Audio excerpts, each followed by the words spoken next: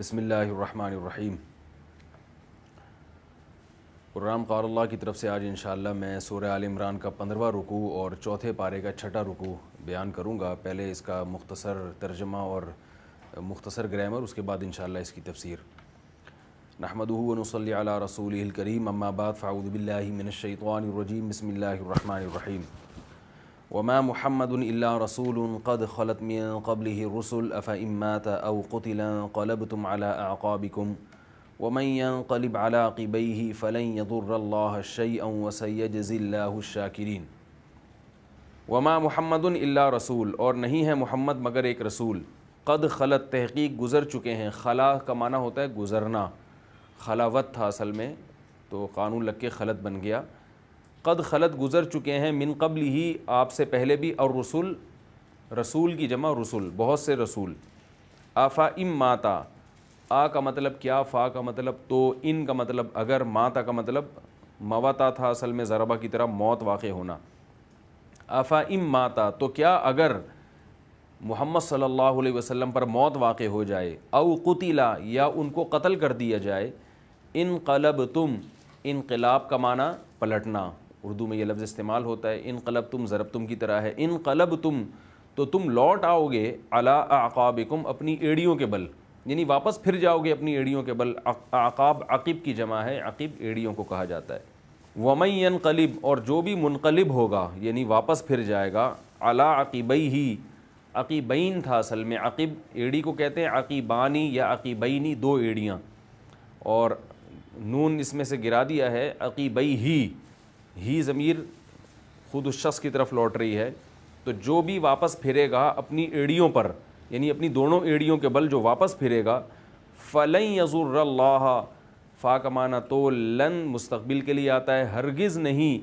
یضر اللہ ضرر پہنچا سکتا وہ اللہ کو، شیئن ذرا بھی، وسیجزی اللہ، اور سا کا معنی عنقریب، عنقریب یجزی جزا دے گا اللہ اس کو، جزا دے گا اللہ تعالیٰ الشاکرین شکر کرنے والوں کو۔ وما کانا، اور نہیں ہے، لنفس کسی بھی نفس کے لیے، کسی بھی جان کے لیے، ان یہ بات، تموتا کہ وہ موت، اس کو موت واقع ہو جائے یا وہ مر جائے، الا باذن اللہ مگر اللہ کے حکم سے، یعنی کوئی بھی نفس اللہ کے حکم کے بغیر نہیں مر سکتا۔ کتاباً یہ بات لکھی ہوئی ہے، کتاب مکتوب کو بھی کہا جاتا ہے، لکھی ہوئی چیز، مؤجلاً ایک اجل تک، یعنی یہ سب چیزیں اللہ نے لکھی ہوئی ہیں اور ہر چیز کی ایک اجل متعین اللہ نے پہلے سے کر دی ہے۔ وَمَن یرید، اور جو بھی ارادہ کرتا ہے، ارادہ یرید ارادتاً، اکرم یکرم کی طرح، جو بھی ارادہ کرے گا، ثواب الدنیا، دنیا کے ثواب کا، دنیا کے بدلے کا، نؤتیہ ہم دے دیں گے اس کو، آتا یوتی ایتاء کا معنی دینا، نؤتیہ نکرمو کی طرح ہے، اس کا معنی عطا کرنا، قرآن میں ہے نا آتوا الزکاۃ، زکوٰۃ دو، تو نؤتیہ ہم دیں گے اس کو، منہا اس دنیا میں سے، ومن یرید، اور جو بھی ارادہ کرے گا، ثواب الآخرہ آخرت کے بدلے کا، نؤتیہ منہا تو ہم آخرت میں سے اس کو دیں گے، وسنجزی الشاکرین، اور ان قریب ہم بدلہ دیں گے شکر کرنے والوں کو۔ وکأین، کأین کا مطلب ہوتا ہے کتنی ہی، یعنی بہت سارے، وکأین من نبی، کتنے ہی نبی ایسے ہیں، قاتل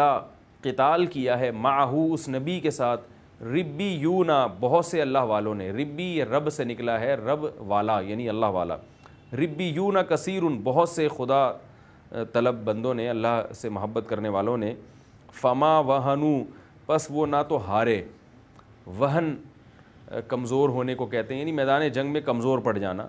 فما وہنو پس وہ نہ تو ہمت کے لحاظ سے کمزور پڑے، لما اس چیز کی وجہ سے، اصابہم فی سبیل اللہ جو ان کو پہنچی اللہ کے راستے میں، یعنی انہیں اللہ کے راستے میں جو زخم یا مصیبتیں پہنچیں تو ان مصیبتوں کی وجہ سے وہ ڈھیلے نہیں پڑے، وما ضعفوا اور نہ وہ کمزور ہوئے، یعنی جسم کے لحاظ سے نہ وہ بدن کے اور حوصلے کے لحاظ سے ان میں ضعف پیدا ہوا، وما استکانوا اور نہ وہ دشمن کے سامنے ذلیل ہوئے، دبے، یہاں استکان کا مطلب ہے دبنا، یہ کئین سے نکلا ہے، کئین ذلیل ہونے کو بھی کہا جاتا ہے، اور کسی کے سامنے آپ ہتھیار ڈال دیں تو اس کو کہا جاتا ہے۔ وما استکانو اصل میں تھا استکینو، استکینو استخرجو کی طرح، تو تعلیلات ہوئی ہیں، قوانین لگے ہیں، استکانو بن گیا۔ وما استکانو اور نہ وہ دبے دشمن کے سامنے، واللہ یحب الصابرین اور اللہ صبر کرنے والوں سے محبت کرتے ہیں۔ وما کان قولہم، اور نہیں تھا ان کا قول، الا مگر صرف یہ، ان قالوا کہ وہ کہتے تھے، ربنا اے ہمارے رب، اغفر لنا مغفرت کر دیجیے آپ ہمارے لیے، ذنوبنا ہمارے گناہوں کو، و اسرافنا اور ہمارا حد سے تجاوز کرنا۔ اسراف کا معنی حد سے تجاوز کرنا، اردو میں یہ لفظ استعمال ہوتا ہے۔ اسرافا نا ہمارا حد سے تجاوز کرنا، فی امری نا ہمارے اپنے معاملے میں، وثبت اقدامنا اور ثابت قدم کر دیجئے ہمارے قدموں کو، ونصرنا علی القوم الکافرین اور مدد کیجئے کافر قوم پر ہماری۔ فآتاہم اللہ پس عطا کیا اللہ تعالیٰ نے ان کو، ثواب الدنیا دنیا کا بدلہ، وحسن ثواب الآخرہ اور آخرت کے ثواب کا اچھا، یعنی آخرت کا اچھا ثواب، اچھا بدلہ۔ واللہ یحب المحسنین اور اللہ عمدہ اعمال کرنے والوں سے محبت کرتے ہیں۔ یہ تو اس رکوع کا لفظی ترجمہ تھا، اب اس کی تفسیر میں آپ کے سامنے پیش کروں گا۔ غزوہ احد کا واقعہ چل رہا ہے۔ غزوہ احد میں یہ خبر پھیل گئی تھی، افواہ پھیلا دی گئی تھی کہ رسول اللہ صلی اللہ علیہ وسلم شہید ہو گئے ہیں۔ اس خبر کے پھیلنے سے صحابہ کرام کے حوصلے بہت زیادہ پست ہوئے، وہ پہلے ہی شکست ہو چکی تھی اور اس سے اور زیادہ مورال ڈاؤن ہوا۔ بعض حضرات نے تو کہا کہ ایسی زندگی سے کیا فائدہ جس میں نبی صلی اللہ علیہ وسلم موجود نہ رہے، تو وہ تو بہادری سے لڑے اور شہید ہو گئے۔ اور منافقین جو تھوڑے بہت جنگ میں شریک تھے، ان کو یہ موقع مل گیا پروپیگنڈے کا۔ انہوں نے کہا کہ جب نبی صلی اللہ علیہ وسلم دنیا سے چلے گئے ہیں تو اب ہمیں اسی پرانے دین کو فالو کرنا چاہیے جو ہمارے باپ دادا کا دین تھا۔ اور بعض نے یہ بھی کہا کہ اگر یہ سچے نبی ہوتے تو اس طرح سے قتل نہ ہو جاتے میدان جنگ میں۔ اس طرح کے پروپیگنڈے بہرحال بہت زیادہ ہونے لگے، تو اس پہ بعد میں کعب بن مالک رضی اللہ تعالیٰ عنہ نے یہ خبر یعنی اس کی تکذیب کی اور کہا کہ یہ افواہ ہے۔ نبی صلی اللہ علیہ وسلم کو جب انہوں نے اپنی آنکھوں سے دیکھا تو زور زور سے آوازیں دینے لگے صحابہ کو اور بتانے لگے کہ محمد صلی اللہ علیہ وسلم زندہ ہیں۔ تو اس پر یہ آیت نازل ہوئی کہ محمد صلی اللہ علیہ وسلم تو محض اللہ کے ایک رسول ہیں اور ان سے پہلے بہت سارے پیغمبر گزر چکے ہیں، یعنی انبیاء بہت سارے گزر چکے ہیں، تو نبی نے بھی تو گزرنا ہے۔ تو اگر بالفرض یہ خبر واقعی صحیح ہوتی کہ محمد صلی اللہ علیہ وسلم واقعی قتل ہو گئے ہوتے تو تم حوصلے کیوں ہار رہے ہو؟ کیونکہ عبادت تو اللہ کے لیے کی جاتی ہے، اور یہ دین جو محمد صلی اللہ علیہ وسلم لے کر آ رہے ہیں یہ آپ کا اپنا دین نہیں ہے، یہ تو اللہ کا دین ہے۔ تو اس لیے کسی کے قتل ہونے سے یا کسی کے زندہ ہونے سے تمہارے دین کا کوئی تعلق نہیں ہے، تم نے اللہ کی عبادت کرنی ہے، ہر حال میں اللہ کے احکامات کو فالو کرنا ہے۔ افئن ماتا تو کیا اگر محمد صلی اللہ علیہ وسلم پر موت واقع ہو جائے گی، او قتلا یا محمد صلی اللہ علیہ وسلم قتل کر دیے جائیں گے، انقلبتم علی اعقابکم یہ سوالیہ نشان ہے کہ تو کیا تم اپنی ایڑیوں کے بل واپس دین سے پھر جاؤ گے؟ ومن ينقلب علی عقبیہ اور یاد رکھو جو بھی اپنی ایڑیوں کے بل دین سے واپس پھرے گا یعنی پلٹ جائے گا دین سے، فلن یضر اللہ شیئا تو وہ اللہ کو ہرگز نقصان نہیں پہنچا سکتا، وسیجزی اللہ الشاکرین اور عنقریب اللہ شکر کرنے والوں کو بدلہ دیں گے۔ یعنی شکر سے مراد وہ لوگ جو اپنے ایمان پر قائم رہتے ہیں، چاہے نبی زندہ رہیں یا نبی پر موت واقع ہو جائے، ان کی صحت پہ اس سے کوئی اثر نہیں پڑتا، کیونکہ وہ جانتے ہیں کہ عبادت نبی کی نہیں کی جاتی، اور یہ جو اسلام کو یا دین کو فالو کیا جا رہا ہے یہ نبی کے لیے نہیں بلکہ حقیقت میں اللہ کے لیے کیا جا رہا ہے۔ اور آگے ارشاد فرمایا وما کان لنفس ان تموت الا باذن اللہ، کسی نفس کے لیے یہ ممکن نہیں ہے کہ وہ اللہ کے حکم کے بغیر مر جائے، کتاب مؤجلہ یہ سب ایک وقت مقرر کے لیے ہم نے لکھ دیا ہے۔ تو اس سے پتہ چلتا ہے کہ بالفرض اگر نبی صلی اللہ علیہ وسلم پر موت واقع ہوئی بھی تھی تو وہ اللہ کے حکم سے ہوئی تھی، حقیقت میں تو واقع نہیں ہوئی، لیکن اگر ہوئی بھی تھی تو اللہ کے حکم سے ہوئی تھی، اور اللہ کبھی نبی کے حق میں غلط فیصلہ نہیں کر سکتے۔ ومن یرید ثواب الدنیا اور جو دنیا کا بدلہ چاہتا ہے، یعنی ایسے موقع سے ناجائز فائدہ اٹھا کر دین سے واپس پھرتا ہے اور دنیا کی طلبگار ہوتا ہے، نؤتیہ منہا تو ہم اسے دنیا دے دیتے ہیں۔ یہاں تو ہے کہ علی الاطلاق دنیا سے دیتے ہیں، لیکن دوسرے مقام پر آتا ہے لمن نرید، اس کو جس کو ہم چاہتے ہیں۔ تو کیونکہ دنیا کی محنت اگر آپ کریں گے تو اس پر وعدہ نہیں ہے کہ دنیا ملے، تبھی قرآن نے دوسرے مقام پر یہ بات واضح کر دی ہے سورہ بنی اسرائیل میں، من کان یرید العاجلۃ عجلنا لہ فیہا ما نشاء لمن نرید، وہاں سورہ بنی اسرائیل میں یہ قید لگی ہوئی ہے کہ جس کو ہم چاہیں گے دیں گے۔ ومن یرید ثواب الآخرۃ اور جو آخرت کے ثواب کا ارادہ کرے گا، یعنی اس نے محمد صلی اللہ علیہ وسلم کو فالو اس لیے کیا ہے کہ آخرت چاہتا ہے وہ، تو لہذا اس کا اگر محمد صلی اللہ علیہ وسلم زندہ رہتے ہیں تو بھی وہ اسلام کو فالو کرتا ہے، اور محمد صلی اللہ علیہ وسلم پر اگر موت واقع ہو جاتی ہے تو بھی وہ آخرت کو فالو کرتا ہے۔ تو ایسے لوگوں کو خوشخبری بتائی گئی ہے کہ جو آخرت چاہے گا نُؤْتِهِ مِنْهَا، ہم اسے آخرت میں سے دیں گے، وَسَنَجْزِي الشَّاكِرِينَ، اور ان قریب ہم شکر کرنے والوں کو بہترین بدلہ دیں گے۔ شکر سے مراد یہاں پر یہی ہے کہ جو ایسے قسم پرسی کی حالت میں اور ایسی آزمائشوں میں بھی ایمان پر قائم رہتے ہیں۔ صحابہ کرام کو تسلی دی جا رہی ہے کہ دیکھو یہ پہلی مرتبہ نہیں ہوا، یہ شکست اور یہ آزمائشیں ہر دور میں آتی رہی ہیں پیغمبروں کے ساتھ اور پیغمبروں کے ساتھ لڑنے والوں کے ساتھ، اور یعنی بہت سارے پیغمبر دنیا میں ایسے گزرے ہیں جنہوں نے باقاعدہ جہاد کیا ہے، تلوار چلائی ہے، لڑائی لڑی ہے، اور دشمن نے ان پر تابڑ توڑ حملے کیے ہیں، اور ان کے ساتھ جو اللہ والے لوگ تھے وہ ڈٹ کے لڑے ہیں۔ تو تمہیں بھی یہ کام کرنا پڑے گا۔ وَكَأَيٍّ مِّن نَبِيٍّ قَاتَلَ مَعَهُ رِبِّيُّونَ كَثِيرٌ، کتنے ہی پیغمبر ایسے ہیں جن کے ساتھ بہت سارے اللہ والے مل کے لڑے ہیں۔ فَمَا وَهَنُوا لِمَا أَصَابَهُمْ فِي سَبِيلِ اللَّهِ، پس ان کو اللہ کے راستے میں جو مصیبتیں پہنچی اس کی وجہ سے وہ کمزور نہیں پڑے، ہارے نہیں، وہ یعنی ہمت نہیں ہارے وہ، وما ضعفوا، اور نہ وہ کمزور پڑے، وما استکانوا، اور نہ وہ دشمن کے سامنے ڈھیر ہو گئے۔ تو تمہیں بھی یہ ہمت دکھانی پڑے گی۔ واللہ یحب الصابرین، اللہ صبر کرنے والوں سے محبت کرتا ہے۔ وما کان قولہم الا ان قالوا، فرمائیے یہ جو اللہ والے تھے جو پیغمبروں کے ساتھ مل کے لڑا کرتے تھے، یہ میدان جنگ میں ان کی دعائیں کیا ہوتی تھیں؟ ربنا اغفر لنا ذنوبنا، اے اللہ ہمارے گناہوں کو معاف کر دے، واسرافنا فی امرنا، اور ہم نے اپنے معاملات میں جو حد سے تجاوز کی ہے، یعنی ہم سے ماضی میں کوئی ایسا گناہ ہوا ہو یا کوئی نافرمانی ہوئی ہو جس میں حدود سے تجاوز ہو گیا ہو، تو وہ بھی ہمارا معاف کر دے۔ وثبت اقدامنا، اور میدان میں ہمارے قدموں کو جما دے۔ وانصرنا علی القوم الکافرین، اور ان کافر قوم پر تو ہماری مدد کر۔ فآتاہم اللہ ثواب الدنیا، اللہ فرماتے ہیں پس ان لوگوں کو اللہ نے دنیا کا بدلہ بھی دیا، یعنی فتح اور نصرت اور غنیمت سے مراد جو حکومت ہے،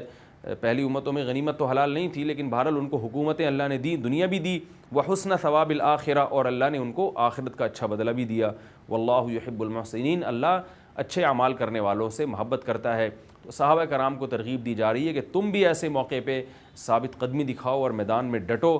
اور یہی دعائیں مانگا کرو جو پہلے لوگ مانگا کرتے تھے، تو اللہ تعالیٰ تمہاری بھی مدد کرے گا، دنیا میں بھی اس کا بدلہ دے گا اور آخرت میں بھی تمہیں اس کا بدلہ دے گا۔ یہ تو مختصر رکوع تھا، میں اس کی جو تفسیر تھی میں نے آپ کے سامنے پیش کی ہے۔ اس سے جو ملنے والے اسباق ہیں وہ میں آپ کے سامنے اب انشاءاللہ نمبر وار پیش کروں گا۔ پہلا سبق ہمیں کیا ملتا ہے کہ دیکھیے جب محمد صلی اللہ علیہ وسلم بشر ہیں اور آپ پر موت واقع ہو سکتی ہے، اور قرآن یہ کہہ رہا ہے کہ نبی پر بھی اگر موت واقع ہو جائے تو حوصلے مت ہارو، تو آپ یہ سوچئے کہ آج بڑی بڑی شخصیتوں کا جب علماء میں سے کسی کا انتقال ہوتا ہے تو لوگ اتنا حوصلہ ہار جاتے ہیں اور ایسی ایسی مایوسی کی باتیں کرنا شروع کر دیتے ہیں۔ تو یہ ہمیں سبق ملتا ہے کہ یہ بالکل غلط ہے۔ نبی صلی اللہ علیہ وسلم کے دنیا سے جانے کے بعد اللہ کہہ رہا ہے کہ تم نے دین پر مضبوطی سے ڈٹے رہنا ہے، تو بڑی سے بڑے عالم جو نبی کی خاک کے برابر بھی نہیں ہو سکتے، کسی بزرگ یا کسی عالم کی موت پر یہ کہنا کہ اب اسلام کو ایسا نقصان پہنچا ہے اور مایوسی کی باتیں کرنا، یہ بھی غلط ہے۔ ہمیشہ امید کی باتیں کرنی چاہیے۔ حضرت ابو بکر رضی اللہ تعالی عنہ کے دور میں جب نبی صلی اللہ علیہ وسلم کی وفات کی خبر پھیلی ہے، حضرت عمر تلوار لے کے کھڑے ہو گئے۔ جو یہ دعویٰ کرتا ہے کہ محمد صلی اللہ علیہ وسلم پر موت واقع ہوئی ہے، میں اس کی گردن اڑا دوں گا، حضرت عمر بھی ایک مایوسی کا شکار ہو گئے تھے۔ حضرت ابو بکر رضی اللہ تعالی عنہ نے ایسے موقع پہ خطبہ دیا، صحیح حدیث ہے، اور ممبر پہ کھڑے ہو کر فرمایا یا ایھا الناس، اے لوگو، من کان منکم یعبد محمدا فإن محمدا قد مات، تم میں سے جو بھی محمد صلی اللہ علیہ وسلم کی عبادت کرتا تھا تو یقین کر لے کہ محمد صلی اللہ علیہ وسلم پر موت واقع ہو چکی ہے۔ ومن کان منکم یعبد اللہ فإن اللہ حی لا یموت، اور جو تم میں اللہ کی عبادت کرتا ہے تو اللہ آج بھی زندہ ہے، اس پر موت کبھی بھی واقع نہیں ہوگی۔ اسلام نے عقیدے کے معاملے کو بہت کلیئر کر دیا ہے کہ عبادت صرف اور صرف اللہ کی ہوتی ہے، اور دین کو فالو اللہ کی وجہ سے کیا جاتا ہے، دین اللہ کا ہے، اور تمام پیغمبر اللہ کے حکم کے محتاج ہیں، اور سب اس بات کے مکلف ہیں کہ وہ اللہ کے دین کو فالو کریں۔ تو یہ دوسرا سبق ہمیں اس سے ملتا ہے کہ عبادت صرف اللہ کی ہوتی ہے اور دین کو فالو صرف اللہ کے لیے کیا جاتا ہے۔ ایک اور اہم نقطے کی بات اس میں یہ ہے، قد خلت من قبلہ الرسل، کہ نبی سے پہلے بھی بہت سے پیغمبر گزر چکے ہیں۔ اس سے بعض گمراہ لوگ استدلال کرتے ہیں کہ حضرت عیسیٰ علیہ الصلوۃ والسلام پر معاذ اللہ موت واقع ہو چکی ہے، اس لیے کہ وہ کہتے ہیں تو قرآن خود کہہ رہے کہ نبی سے پہلے بہت سے پیغمبر گزر چکے ہیں۔ تو یاد رکھیے یہاں قرآن نے یہ لفظ استعمال نہیں کیا کہ نبی سے پہلے بہت سے لوگوں کی موت واقع ہو چکی ہے، بلکہ قرآن کہہ رہا ہے گزر چکے ہیں۔ تو اس میں کوئی شک نہیں، حضرت عیسیٰ علیہ السلام کا دور تھا، حضرت عیسیٰ علیہ السلام گزر چکے ہیں۔ ہاں یہ الگ بات ہے کہ ان کا دور جب گزرا اور حضرت عیسیٰ علیہ السلام گزرے تو ہیں کہاں، اس سے قرآن خاموش ہے، یعنی اس موقع پر۔ دوسرے دلائل سے ہمیں پتہ چلتا ہے کہ وہ قرب قیامت میں دوبارہ تشریف لائیں گے، لیکن موت کا لفظ قرآن نے حضرت عیسیٰ کے لیے استعمال نہیں کیا، بلکہ اسی آیت سے پتہ چل رہا ہے کہ یہاں بات چل رہی ہے نبی صلی اللہ علیہ وسلم کی موت کی، کہ نبی پر موت واقع نہیں ہوئی ہے، اور یہ بتایا جا رہا ہے کہ بالفرض اگر موت واقع ہو بھی گئی ہے تو اتنے گھبرا کیوں رہے ہو۔ تو ایسے موقع پہ تسلی کا جملہ یہ ہونا چاہیے تھا کہ اگر نبی پر موت واقع ہو بھی گئی ہے تو محمد اللہ کے محض ایک رسول ہیں، ان سے پہلے بھی پیغمبروں پر موت واقع ہوئی ہے، لیکن قرآن نے یہاں موت کا لفظ استعمال نہیں کیا، جبکہ سیاق و سباق کے لحاظ سے موت کا لفظ آنا چاہیے تھا۔ اس سے صاف پتہ چلتا ہے کہ اگر قرآن یہ کہہ دیتا کہ محمد اللہ کے رسول ہیں اور اگر ان پر موت واقع ہو جائے تو گھبراؤ نہیں، اس لیے کہ قد ماتت من قبلہ الرسل، نبی سے پہلے بھی پیغمبروں پر موت واقع ہوئی ہے، تو فوراً پھر یہ آیت دلیل بن جاتی اس بات کی کہ عیسیٰ علیہ السلام پر بھی موت واقع ہوئی ہے۔ لیکن قرآن نے یہاں جو واضح لفظ تھا موت، اس کو اس لفظ کے بجائے خلط کا لفظ استعمال کیا جس میں ابہام ہے۔ تو یہ صاف پتہ چل رہا ہے کہ صرف یہ ابہام اس لیے پیدا کیا گیا تاکہ لوگ یہ نہ سمجھیں کہ عیسیٰ علیہ الصلوۃ والسلام پر بھی موت واقع ہو گئی ہے، چونکہ عیسیٰ علیہ السلام صحیح بخاری صحیح مسلم کی احادیث کے مطابق زندہ ہیں، اور خود قرآن میں بھی واضح اشارہ ہے جو میں اس موضوع پر بات کر چکا ہوں، اس لیے قرآن نے یہاں خلط کا لفظ استعمال کیا، موت کا لفظ استعمال نہیں کیا۔ اور ان آیات سے جہاد کی فضیلت بھی معلوم ہوتی ہے کہ پہلے بھی بہت سے پیغمبر ایسے ہیں جن کے ساتھ اللہ والے لوگ مل کے لڑے ہیں۔ تو پتہ چلتا ہے کہ اسلام پہ جب بھی کوئی آفت آئے گی، کوئی مصیبت آئے گی اپنی قوم پر، اسلام پر، تو اللہ والے لوگ پھر میدان جنگ میں لڑیں گے۔ تو اسلام رہبانیت کا مذہب نہیں ہے کہ آپ صرف ایک کونے میں بیٹھ جائیں اور اپنی قوم کو قسم پرسی کی حالت میں چھوڑ دیں، اپنے دین و مذہب کو قسم پرسی کی حالت میں چھوڑ دیں۔ دین جب بھی آپ سے خون مانگے گا اور اپنے دفاع کے لیے جب بھی آپ کو بلائے گا تو آپ کو اپنی جان ہتھیلی پر رکھ کر جانا پڑے گا۔ اسی کا ذکر کیا ان آیات میں کہ بہت سے پیغمبر ہیں جن کے ساتھ اللہ والے مل کے لڑے ہیں اور انہوں نے صبر سے کام لیا ہے۔ اور اس میں ہمیں یہ بھی پتہ چلتا ہے وما کان قولہم الا ان قالوا ربنا اغفر لنا ذنوبنا واسرافنا فی امرنا۔ دو اسباق اس آیت سے ہمیں ملتے ہیں کہ جب بھی کوئی بڑا کام ہو تو محض اسباب اختیار کرنا کافی نہیں ہے، بلکہ ساتھ ساتھ دعا کا اہتمام بھی ضروری ہے۔ اللہ فرما رہے ہیں کہ اہل اللہ بہت ہی بہادری کے ساتھ لڑا کرتے تھے، لیکن اس کے باوجود وہ اللہ سے میدان جنگ میں دعائیں بھی مانگتے تھے کہ اللہ ہمیں غلبہ عطا فرما۔ اور ہمیں دوسرا سبق یہ ملتا ہے کہ گناہ، انسان سے جو گناہ ہوتے ہیں وہ اللہ کی مدد اور نصرت میں رکاوٹ کا ذریعہ بنتے ہیں، لہذا وہ اللہ والے لوگ میدان جنگ میں اللہ سے گناہوں کی معافی بھی مانگا کرتے تھے کہ اللہ ہمارے گناہوں کو اور جو بھی ہم نے حد سے تجاوز کیا تو اس کو معاف کر دے، تاکہ اگر کوئی گناہ ہوا ہے تو وہ گناہ اللہ کی مدد میں رکاوٹ نہ بنے۔ یہ بھی ہمیں اس آیت سے سبق ملتا ہے کہ دنیا میں ہم جتنے بھی کام کرتے ہیں، مسلمان کے ساتھ اللہ کا معاملہ یہ ہے کہ گناہوں کی کثرت یا گناہوں کا ارتکاب اللہ کی مدد، چاہے جہاد کا معاملہ ہو یا کوئی بھی معاملہ ہو، وہ آپ کو کامیابی کی طرف جانے نہیں دیتی گناہوں کی کثرت۔ لہذا کوئی بھی کام آپ چاہتے ہیں، کہیں بھی کامیابی حاصل کرنا چاہتے ہیں تو دعا کا اہتمام بھی کریں، اور آپ سے ماضی میں جو گناہ ہوئے ہیں ان سے توبہ اور استغفار بھی کریں۔ اللہ تعالیٰ سے دعا ہے کہ اس رکوع میں ہم نے جو کچھ سنا اور پڑھا، اللہ تعالیٰ ہمیں اس پر صدق دل سے عمل کرنے کی توفیق عطا فرمائے۔ وما علینا الا البلاغ۔